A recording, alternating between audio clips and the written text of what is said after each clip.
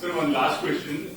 In the supplementary charge sheet in liquor case, KPMG Consulting name has also come.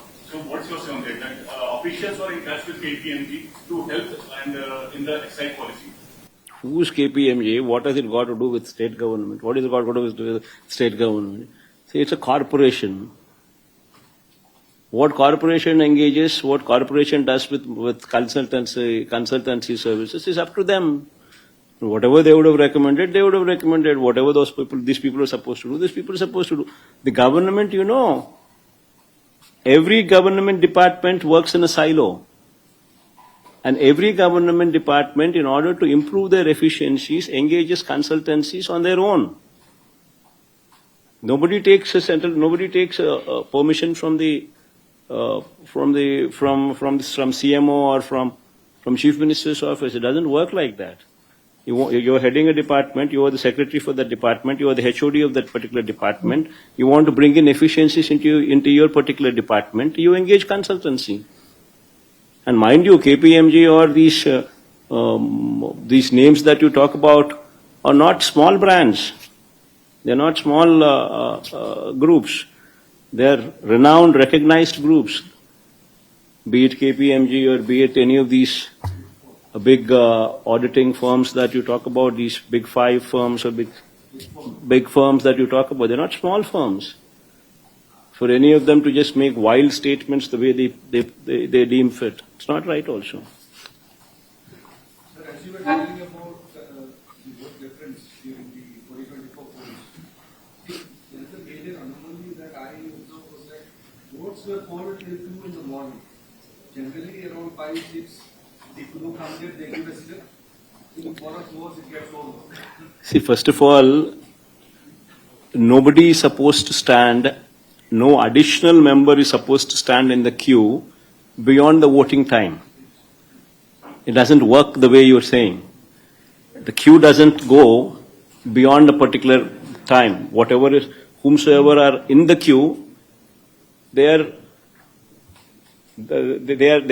permitted to cast their vote. We are not supposed to join the queue beyond the timing that has been mentioned.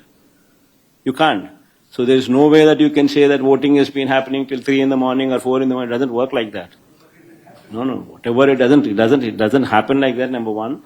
Number two, whatever is that percentage of votes that these people have spoken about next day, that this is the voting percentage that has taken place, versus the counting votes that took place, that itself is a difference of 12.5%. That is the whole problem here.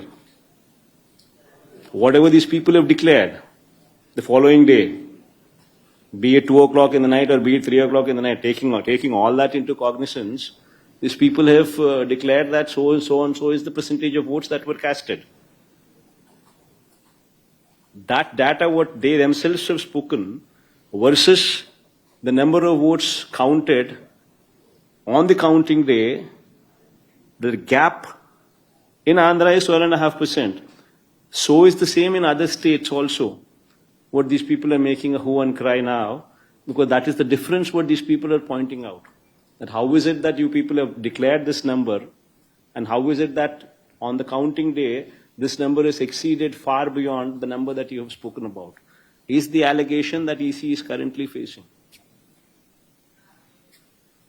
So what more the SEC could have done with respect to the ZPTC yesterday? See, SEC has all the power. Only thing is it needs to rein in that power. SEC is all powerful.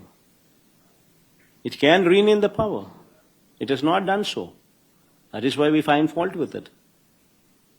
In fact, you would remember in our regime, when SEC was there, SEC ordered for not to conduct elections because COVID was there, even though COVID was not prevalent. It was second wave. Then election had to be postponed for whole 1 year. Halfway through, 50% of the election happened. The balance 50% of the elections took place after 1.5 years. Had that man not spoken, elections would have been completed in 1 week's time. But since that man intervened, State government was left with no other option but to postpone the election for 1 whole year later. That is the power of State Election Commission. But unfortunately, the State Election Commission is not reining in. That is the unfortunate thing. See, in a democracy, see, forget about YCP, forget about TDP, forget about all these parties. Today we are sitting in the opposition, tomorrow we will be in the government, tomorrow they will be sitting in the opposition. That's a different ball game altogether. But whomsoever sits there in the government, if that person is permitted to do something like this in a democracy, you're not permitting the agents in the booth. And if we, being journalists, accept to this and let this go, then what is to happen to the state? See, what you're sowing tomorrow will become a bigger plant. The same seed would grow into a tree. And that would be the heckling democracy. See, anybody whomsoever is bothered about democracy should speak out.